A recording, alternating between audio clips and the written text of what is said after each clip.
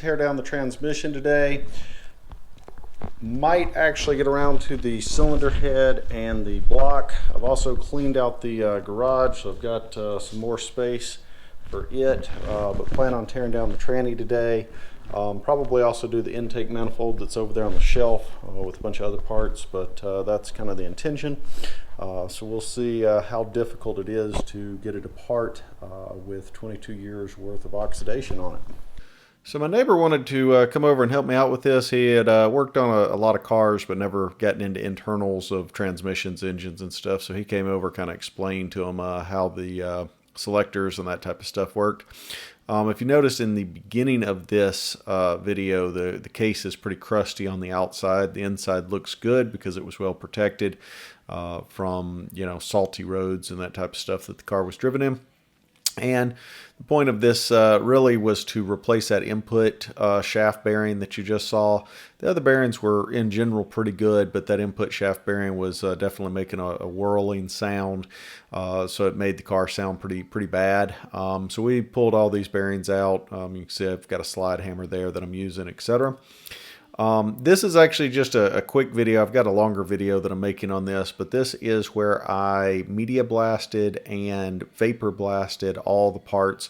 The block is in here for this one, but the media blasting gets the heavy corrosion off, and then this vapor blasting, which is water and glass bead, actually will take out, we'll give it the factory finish. So that aluminum will look like the factory finish out of the media blaster. It's kind of shiny and sparkly almost, and doesn't look quite right. So this gives it the factory finish.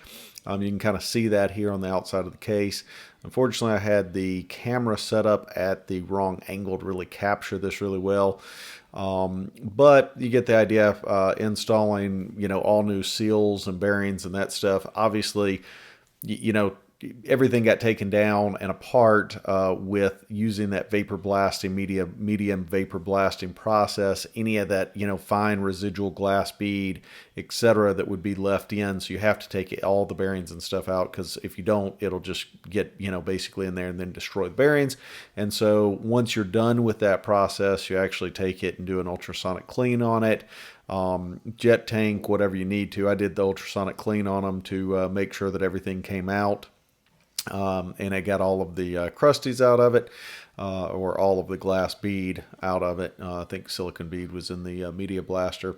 But pretty happy with the way it came out overall. You'll also see in a second, I actually ended up pulling the entire gear stack out with the selectors, because I couldn't get this case to quite line up, and I thought it was a snap ring on the counter shaft that goes onto the bearing, but couldn't get it to line up. So I ended up actually pulling the whole gear set out to get it to sit, because something with the either the gears weren't setting up quite right.